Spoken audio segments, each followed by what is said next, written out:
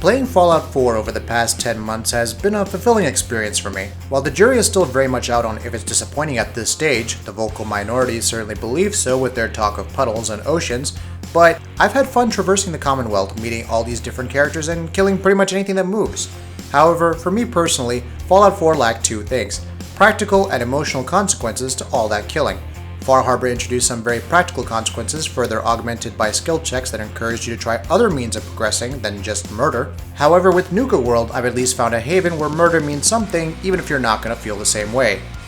Nuka World is a brand new area comprised of different zones. It begins when you tune into a mysterious radio signal and traverse to the outer west.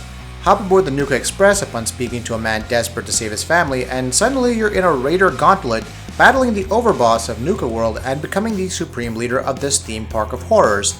But wait, there's more. The gangs don't quite accept you as the new overboss, which makes sense given the means by which you acquire the title. Ultimately, it's up to the player how they want to treat their new role. You can unite the gangs or pick a favorite and go about the various new zones, allotting territory as you see fit.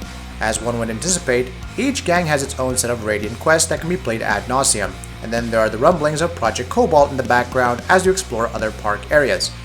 Does the plot sound overly rushed and somewhat suspect at first? Totally, but it equally comes into its own, and while some characters are hit or miss for some, I wasn't exactly blown away with the likes of Gage or Mags, it does offer some interesting moral dilemmas to ponder. The sole survivor is essentially embracing the horrible acts these gangs commit and going against rebuilding and reconstruction for the sake of destruction. And for what purpose? You'll be sent to fight against factions that lend you support in the base game. One particular encounter took me to Diamond City to assassinate a target in a bar. After the assassination, the entire security force decided to fight me. Naturally they lost, but I couldn't help wonder if all the evil I committed had been worth it. It should be noted, however, that the Radiant quests don't provide much variety outside of go here and kill this. At times I found it odd how one good faction would mill about while a gang was nearby, only beginning a battle when I arrived. For those more interested in the overall content that Nuka World has to offer, there's quite a bit to sift through. The three gangs, the Bloodthirsty Disciples, Ravenous Pack, and Hitman-like operators each have their own agenda. How do you cater to them? Why, travel to the other zones like the World of Refreshment, Kitty Kingdom, Galactic Zone, Safari Adventure, and Dry Gorge. Some of these zones have rather awesome backstories and quests tied to them. Kitty Kingdom, for instance, is a ghoul-infested paradise of radiation sprinklers. However, it quickly becomes obvious that the hand guiding these ghouls isn't just a simple puppet master. Other areas like World of Refreshment are more straightforward as they task you with clearing out the interior and exterior areas of enemies. These areas serve to introduce you to the newer foes for the DLC like Nuka Lurks. Things can get pretty hairy and it's advised to bring your best equipment and weapons along to deal with threats, or just switch to normal mode as I've just now realized. One of the other key factors of Nuka World's new areas is how unique each one is. Kitty Kingdom is full of unique traps and obstacles like a mirror house maze or spinning tunnels of death. Galactic Zone features robot arena battles, space invader showcases, and laser light-filled pathways along with a replica vault to traverse. Even the initial gauntlet is devious and presents a unique challenge. Not every mainline quest driving these zones is great, though the biggest offender is Galactic Zone. You're essentially tasked with gathering star cores littered throughout the zone to reactivate a mainframe. While the enterprising player will find the minimum 20 required, it's still annoying to backtrack through the areas to see if any star cores were missed.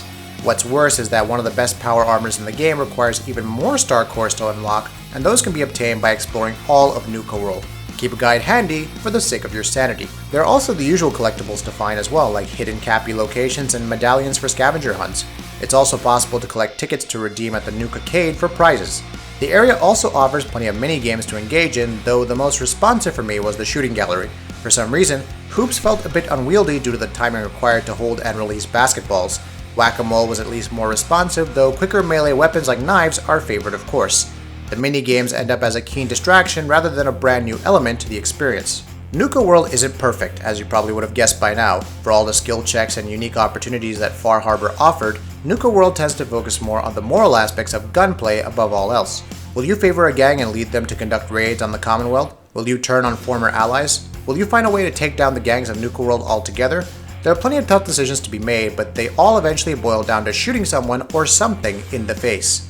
Which I'm fine with since it offers a more emotional resonance with my acts of murder. The same may not be said for other players though. There are the usual glitches like a few faulty animations, characters standing in thin air and whatnot that continue to be a staple of the Fallout franchise.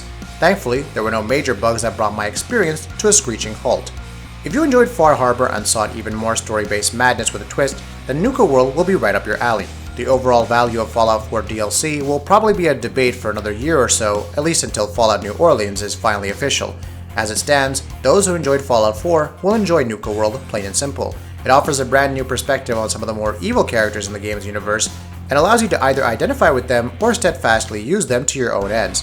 In the end, it's a moral battle that may not rely on the most complex or hard-hitting of choices, but it's entertaining all the same. Like this video? Why not give us a like and subscribe? We try and upload amazing videos almost every single day. Thank you for watching this video, and we'll see you on the next one.